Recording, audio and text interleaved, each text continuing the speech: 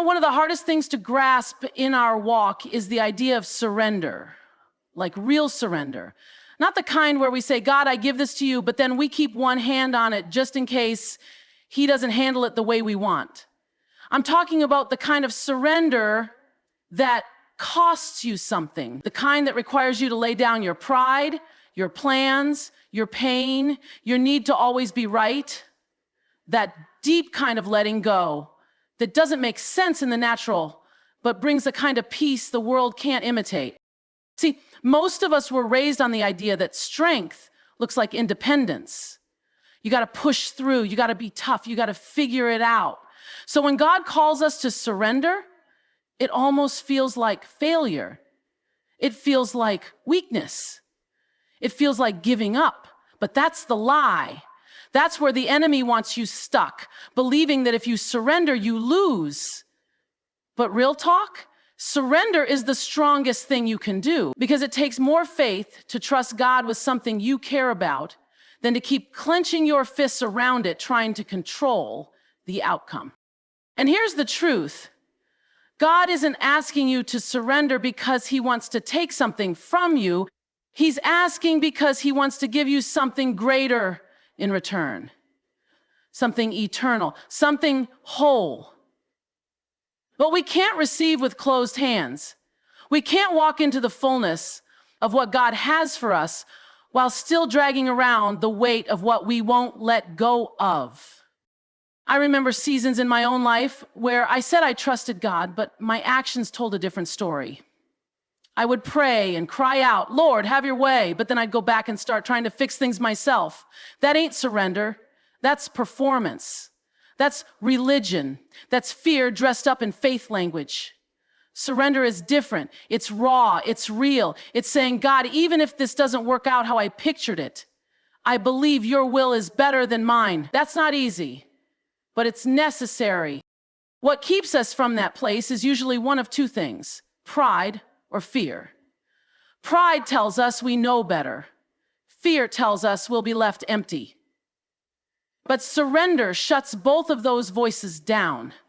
It says, I don't have to be God in my own life anymore. I trust the one who created me to carry what I was never meant to hold. That's not weakness, that's power. And here's what's beautiful. God is patient with our process. He doesn't demand perfection, but he does invite participation. He waits for us to stop wrestling so he can start restoring. You can fight him or you can follow him, but you can't do both. So the question becomes, are you tired yet? Tired of running in circles? Because if you are, then maybe today's the day you stop surviving and start surrendering. Maybe today's the day you stop holding it all together and let the one who holds the world hold you too. Because the truth is, surrender isn't the end of your strength. It's the beginning of, let's be honest, most of us don't have a surrender problem. We have a control problem. And the reason we struggle so hard to give things to God is because deep down, we're afraid of what might happen if we actually do. It's not that we don't believe in God's power. It's that we're not always sure we can trust what he'll choose to do with ours. That fear, it comes from somewhere. Maybe it's childhood, growing up in a house where love had to be earned or where promises were broken more than they were kept. Maybe it's that one relationship that tore you up so badly, you decided you'd never let anyone that close again, not even God. Or maybe it's just life, disappointments stacking up like bricks, building this wall around your heart. And now, even when God knocks on the door, you hesitate to open it fully because letting go feels like opening yourself up to pain all over again. And then there's pride. Oof, that one don't even hide. It creeps in and says, I got this. I can fix it. I know what's best. And let's not act like pride only shows up in arrogance. Sometimes pride disguises itself in self-protection. Sometimes it sounds like I've been through too much to risk being vulnerable now. So we keep performing, keep managing, keep trying to figure it all out alone because it feels safer to rely on our own strength than to surrender to a God we don't fully understand yet. But here's the thing, God doesn't need us to have it all figured out. He never asked us to be perfect or to play strong all the time. What he wants is our honesty, our brokenness, our questions. He's not intimidated by our doubt or our damage. He just wants access. But the problem is, when fear and pride are driving, surrender never even makes it into the car. You know what's wild, though? Sometimes we say we trust God, but what we really mean is we trust him as long as the outcome looks like our plan, as long as the timeline matches our expectations, as long as the healing comes in the way we pictured. But trust that only lasts as long as things go your way isn't trust, it's a transaction. God isn't calling us into a deal. He's calling us into a relationship, and relationships require real trust. That messy, scary, beautiful kind of trust that says, even if this gets uncomfortable, I'm still choosing you. So many of us are walking around with anxiety, not because we have too many problems, but because we're carrying things we were never meant to carry. We're trying to control people, outcomes, timing, purpose, and it's wearing us down. God is saying, let me be God. Let me take care of what you can't control. But fear keeps whispering, what if it doesn't work out? And pride keeps shouting, you better handle this yourself. And between the two, surrender never gets a chance to speak. But here's the truth. Fear is a liar and pride is a thief. Fear will lie to you about who God is, and pride will steal the peace that only comes when you finally give it to him. So if you're waiting to feel totally safe before you surrender, you'll be waiting forever. Surrender isn't about the absence of fear, it's about choosing trust in the middle of it. And if you can't let go of it all yet, start with one thing. Start with one moment, one prayer, one decision. God honors the process, he sees the fight. But he also knows you're not meant to live in that constant tension. You were made to live in freedom. And that freedom begins when you stop resisting and start releasing. Here's what nobody really tells you about surrender. Once you actually do it, like for real, what comes next is not loss, it's power, it's peace, it's purpose. There is something so deeply supernatural that begins to happen when you finally release your grip and let God take full control. It's like your soul exhales. All the pressure you were under, all the striving and stressing and second guessing, it starts to lift. And it's not because the situation instantly changes, it's because you change. Your posture shifts, your faith grows, your focus clears. We spend so much time thinking that if we give it over to God, we'll end up with less. But that's the lie we've been sold. Surrender doesn't empty you, it frees you. Because here's what happens. When your hands are finally open, they're in the right position to receive. When your heart is finally soft, it's ready to be filled. God doesn't just leave surrendered people empty. He steps in. He fills that space with himself, with his wisdom, with his power, with his peace.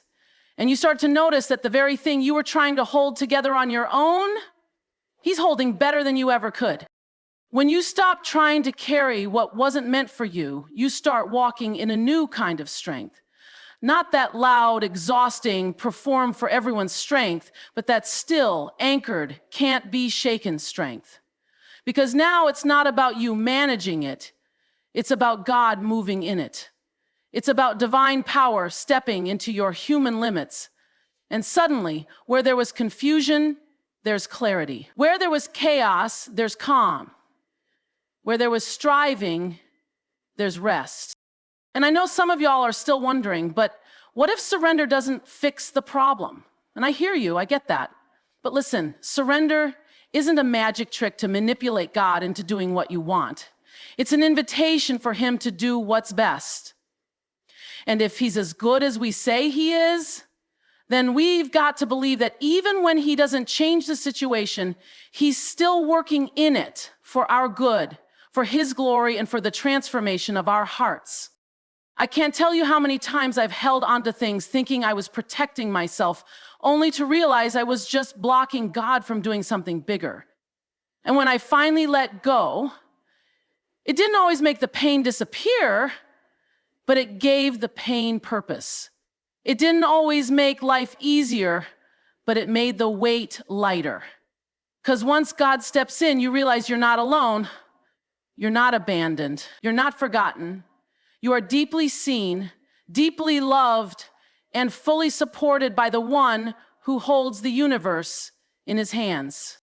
That's why I say surrender leads to power, not the world's kind of power, but the kind that gives you peace in the middle of a storm, the kind that helps you forgive someone who never said sorry, the kind that lets you keep moving when you don't see the way yet, the kind that lets you walk with confidence, not because everything is certain, but because you know the one who goes before you.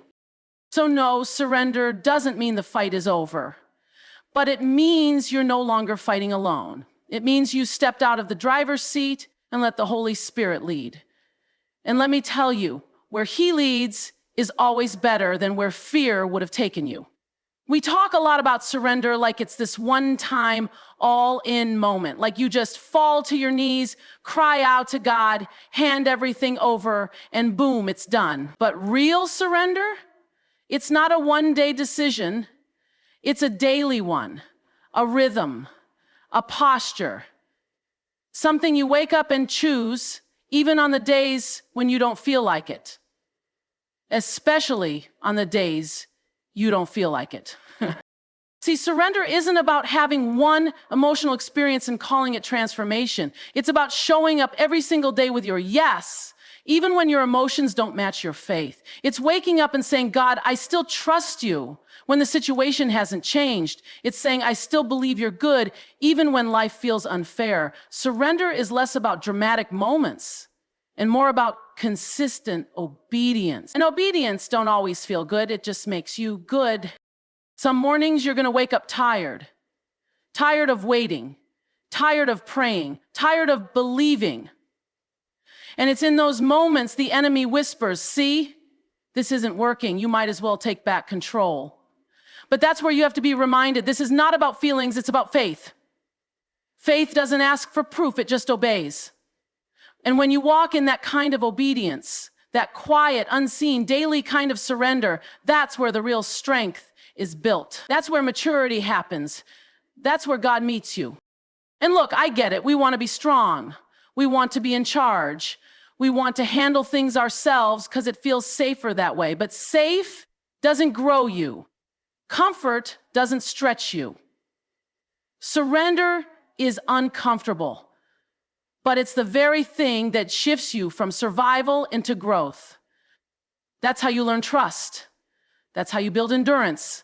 That's how you see God move, not just around you, but in you.